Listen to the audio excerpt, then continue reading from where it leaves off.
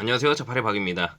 오늘은 중고차를 판매하실 때 어떻게 팔아야지 내 차를 조금 더 잘 팔 수 있을지에 대해서 잠깐 얘기해보는 시간을 가지도록 할 거고요. 이제 판매하실 때는 보통 두 가지가 있습니다. 일반적으로 그냥 딜러에게 판매하는 경우가 있고요. 딜러에게 내 차를 맡길 수가 있습니다. 그냥 딜러 전선에 올려서 판매해달라고 맡기는 경우가 있어요. 이런 걸 위탁 판매라고 합니다. 그래서 일반적으로 판매하는 것과 위탁 판매 두 가지가 있는데, 장단점을 말씀해드리자면 일반적으로 판매했을 때는 차를 인도하는 날 바로 입금을 받을 수가 있다는 거고요. 위탁 판매 같은 경우에는 차가 팔릴 때까지 기다려야 되는 부분도 있고, 광택이라던가 차량의 상품화 과정에 들어가는 모든 비용을 내가 부담을 해야 된다는 그런 단점들이 있습니다. 그렇다고 해서 차량 상태에 따라서 틀리겠지만, 차 상태가 깨끗하다고 한다면 광택만 해도 되니까 광택비 10만원 정도만 하시면 크게 이제 돈 들이지 않고 판매를 할 수가 있는 부분이고요. 위탁 판매 같은 경우에는 장점이 돈을 더 많이 받을 수 있는 부분이고요. 딜러들이 매입하는 시세하고 판매되는 시세는 틀립니다. 일반적으로 타고 있는 차량의 매입 시세는 판매되는 시세에서 마이너스 100만원에서 150 정도 빠집니다. 근데 위탁 판매를 하시면 만약에 내가 500만원짜리를 팔려고 하는데 딜러 매입 시세가 350, 400 요 정도밖에 안 나와. 근데 위탁 판매로 판매를 하게 되면 500만원에 판매를 할 수도 있는 거고요. 하지만 차량 상품화 과정에 들어가는 비용들은 모두 판매자분이 내셔야 된다는 점, 그리고 차가 팔릴 때까지 매매단지에 맡기셔야 된다는 부분이 단점으로 작용을 할 수가 있을 것 같고요. 근데 당장 차량이 필요가 없고 좀 느긋하게 판매를 하셔도 된다고 하시면 위탁 판매로 하시는 게 금액적으로 더 메리트가 있기 때문에 저는 위탁 판매도 나쁘지 않다고 생각을 합니다. 이제 어플로도 많이 판매를 하세요. 이제 처차라던가 아니면 헤이딜러 같은 어플들이 있는데, 어플들을 통해서 판매를 하셔도 상관은 없습니다. 이제 딜러들끼리 이제 경쟁을 붙여서 가격으로 매입을 하는 거기 때문에 어떻게 판매를 하셔도 크게 상관은 없어요.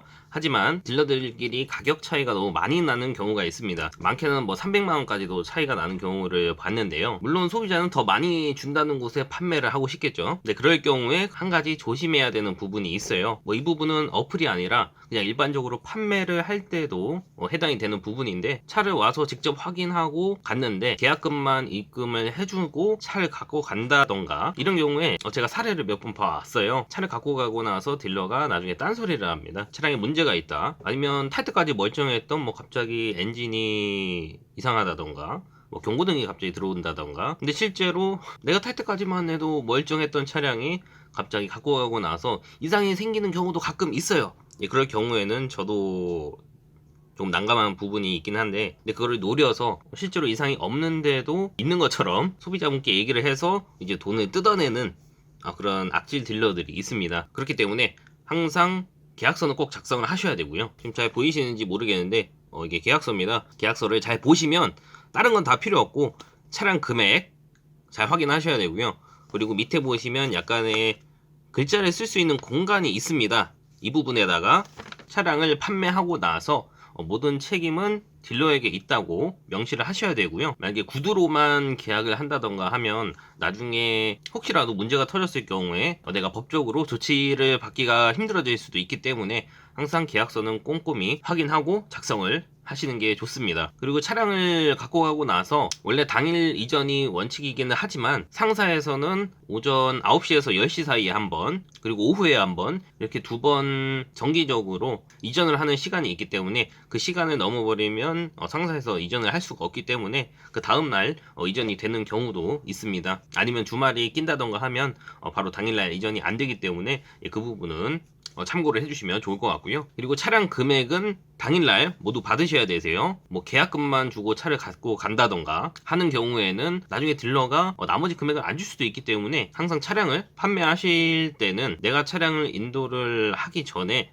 계약서를 작성을 다 하시고 나서 차량에 대한 대금을 모두 받으셔야 되세요. 그리고 혹시라도 차량 판매하고 나서 딜러가 내가 와서 확인을 해봤는데 뭔가 차량에 이상이 굉장히 많다, 뭔가 수리할 게 많이 들어간다고 하시면 안 해주면 고소하겠다, 이런 딜러들도 있어요. 근데 법적으로 가도 딜러들이 이기기가 힘듭니다. 왜냐하면 딜러들은 전문가이기 때문에 그 자리에서 차량 상태를 확인하고 갔는데 계약서까지 작성을 했고요. 근데 그 이후에 차량 상태에 대해서 뭔가 이상이 생겨가지고 금액적으로 요청을 하는 부분에 대해서는 딜러한테 돈을 줄 필요가 없습니다. 하지만 딜러도 뭐 말 그대로 전문가라고는 하지만 정비사가 아니기 때문에 차 상태에 대해서 완벽히 다 알 수는 없어요. 그래서 그 리스크를 껴안고 매입을 하는 거고요. 이런 경우는 있습니다. 분명히 내가 확인하고 갔을 때는 괜찮았었는데 나중에 크게 문제가 생기는 경우가 가끔 있습니다. 그런 경우에는 저도 한 번은 연락은 드려봐요. 수리비가 너무 많이 나서 그런데 한 번만 뭐 제가 이 수리비를 다 해달라는 건 아니고 한 반반 정도라도 어떻게 조율을 해서 부탁을 드려봅니다. 뭐 소비자분이 조금이라도 보태주신다면 좋은 거고, 뭐 아니면 어쩔 수 없기는 한데, 뭐 그렇다고 소비자분한테 뭐 욕을 할 수도 없는 거고, 뭐 전 딜러의 숙명이라고 생각하기 때문에 소비자분이 안 해주신다고 하면 어쩔 수 없이 제가 수리를 다 해서 판매를 하고 있고요. 그리고 판매하실 때는 크게 필요한 서류는 많이는 없고요. 한두 가지 정도 있습니다. 차량 매동 인감이라고 있습니다. 아니면 본인 서명 사실 확인서, 이 두 가지 중에 하나만 떼주셔도 되고요. 명의자 본인 거 하나만 떼주시면 되시고, 사업자가 있을 경우에는 2통 떼주셔야 됩니다. 그리고 일반 사업자의 경우에는 조금 더 필요한 서류가 있을 수가 있기 때문에 자세한 거는 거래하실 때 제가 설명을 해드릴 거고, 그 외에 들어가는 다른 서류들은 뭐 크게 없으니까 뭐 그렇게 해서 판매를 하시면 될 것 같고요. 뭐 오늘은 간단하게 뭐 자동차 판매하실 때 주의사항 얘기를 해봤는데 도움이 되셨으면 좋겠습니다. 그래서 정리를 하자면 시간이 많으시면 위탁 판매로 하시는 게 좋고요.